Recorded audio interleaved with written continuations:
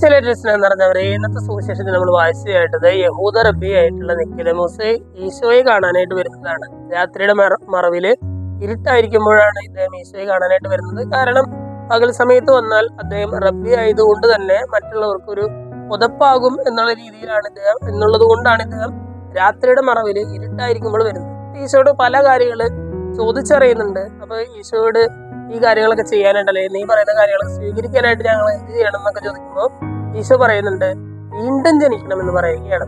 വീണ്ടും ജനിക്കണം എന്നൊക്കെ പറയുമ്പോൾ ഇദ്ദേഹം അത് വാച്യാർത്ഥത്തിൽ എടുക്കുന്നു. ഇദ്ദേഹം പറയുകയാണ്, പ്രായമായ ഒരു മനുഷ്യന് അമ്മയുടെ ഉദരത്തിൽ വീണ്ടും പ്രവേശിച്ച് വീണ്ടും ജനിക്കാനായിട്ട് സാധിക്കുമെന്നൊക്കെ ചോദിക്കുകയാണ്. ഈശോ അതില് വാച്യാർത്ഥമല്ല, ആ വചനത്തിന്റെ വാച്യാർത്ഥമല്ല എടുക്കേണ്ടത്. ഈശോ ആ വചനത്തിന്റെ അർത്ഥം മനസ്സിലാക്കി കൊടുക്കുന്നുണ്ട്. ഈശോ പറയുകയാണ്, ജലത്താലും ആത്മാവിനാലും വീണ്ടും ജനിക്കണം എന്ന് പറയുകയാണ്. നമ്മൾ ഒരു ഇന്നത്തെ സുവിശേഷ ഭാഗം വായിച്ചു കഴിയുമ്പോൾ നമ്മൾ എടുക്കേണ്ട ഒരു വാക്ക് എനിക്ക് തോന്നി വീണ്ടും ജനനം എന്നുള്ളതാണ്.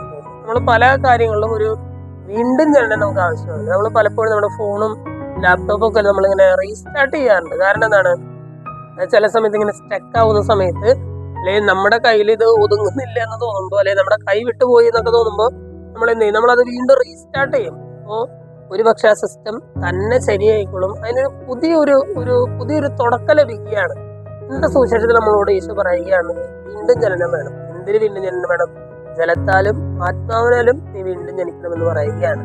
ചിലപ്പോഴൊക്കെ നമ്മുടെ ജീവിതത്തില് നമ്മൾ ഇങ്ങനെ സ്റ്റക്കായിട്ട് നിൽക്കും. പ്രത്യേകിച്ച് ആത്മീയ ജീവിതത്തില് നമുക്ക് അങ്ങനത്തെ ഒരു അവസ്ഥയൊക്കെ ഉണ്ടാകും അല്ലെ. ചില ദിവസങ്ങളിൽ നമുക്ക് ഇങ്ങനെ പ്രാർത്ഥിക്കാനേ തോന്നുന്നില്ല. എന്തോരം പ്രാർത്ഥിച്ചാലും ഒരു ഫീല് കിട്ടുന്നില്ല, ഒരു ദൈവസന്നിധിയിൽ ഇരിക്കാൻ തന്നെ തോന്നുന്നില്ല എന്നൊക്കെയുള്ളൊരു ഇങ്ങനെ സ്റ്റക്കായി കിടക്കുന്ന ഒരു അവസ്ഥയൊക്കെ ഉണ്ടായിരിക്കും. ഈശോ പറയുകയാണ്, റീസ്റ്റാർട്ട് അല്ലെ, നമ്മൾ വീണ്ടും റീസ്റ്റാർട്ട് ചെയ്യും. നമ്മൾ വീണ്ടും ആത്മാവിനാലും ജലത്താലും വീണ്ടും ജനിക്കും എന്ന് പറയുകയാണ്. പരിശുദ്ധാത്മാവിനാൽ നിറഞ്ഞ് വീണ്ടും ഒന്ന് ആരംഭിക്കും. സൂക്ഷിച്ച ഭാഗം വായിച്ചു കഴിയുമ്പോൾ നമ്മുടെ ജീവിതത്തിലും ഈ ഒരു റീസ്റ്റാർട്ട് ആവശ്യമാണെങ്കിൽ അതിനായിട്ട് നമുക്ക് പരിശ്രമിക്കാം. ദൈവം നമ്മെല്ലാവരെയും സമൃദ്ധമായിട്ട് അനുഗ്രഹിക്കും.